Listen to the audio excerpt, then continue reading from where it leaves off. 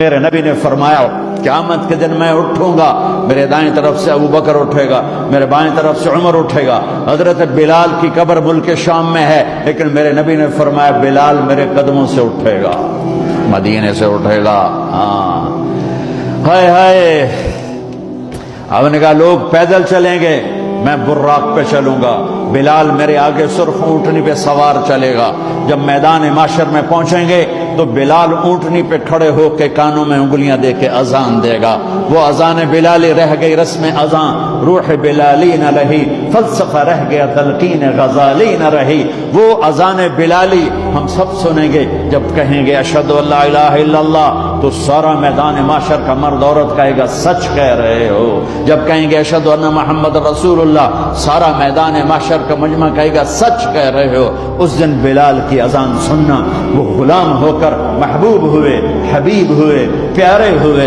عجب حق، ہائے ہائے، ظہر کی نماز کی اذان دینے لگے، اللہ کے نبی کا انتقال ہو چکا ہے۔ جب اشہد ان محمد پر پہنچے تو روتے روتے روتے آواز بند ہو گئی، اور جلدی سے اذان پوری کر کے نیچے آئے، کہا آج کے بعد قسم اٹھاتا ہوں اذان نہیں دوں گا، میرا نبی نہیں ہے تو اذان بھی نہیں ہے۔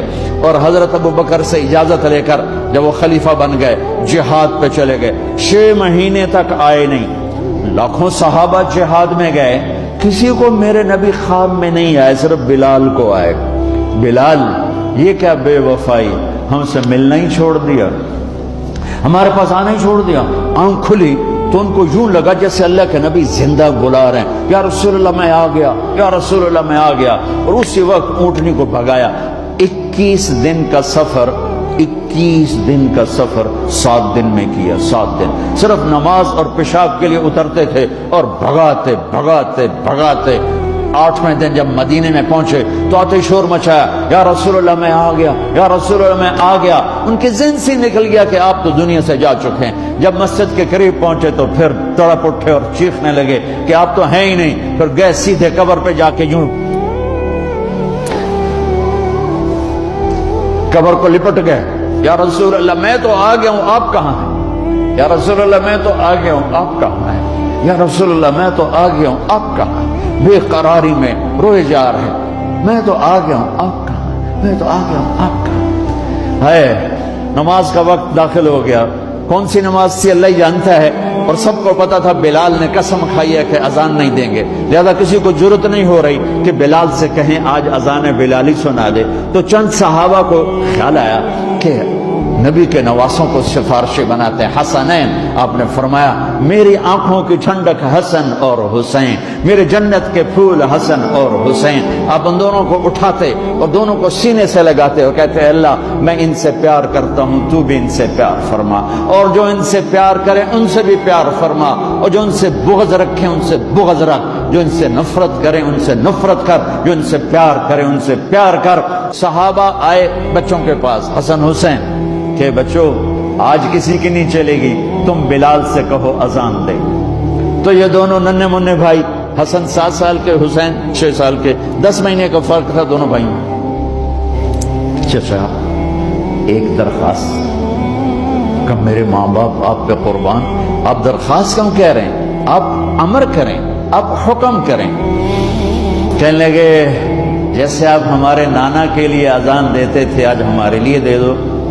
تو ایک دم وہ رونے لگے بلال، کہا ہے میرے بچوں میں نے قسم اٹھائی تھی کہ میں اللہ کے نبی کے بعد کبھی اذان نہیں دوں گا، لیکن تم پہ تو ہزاروں قسمیں قربان ہیں، میں اپنی قسم توڑتا ہوں اور اذان دیتا ہوں۔ جب وہ چڑھنے لگے اس بی بی کے گھر، قریب ایک انصاری عورت کا گھر تھا جس کی چھت پہ چڑھ کے اذان دیا کرتے تھے، تو سانس رک گئے، سب کے آنکھیں پھٹ گئیں، اور وہ یوں منظر دیکھ رہے کہ آج بلال تو ہے، محمد مصطفیٰ نہیں ہے۔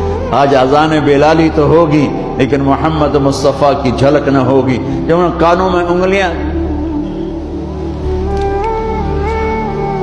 جب انہوں نے اللہ اکبر کہا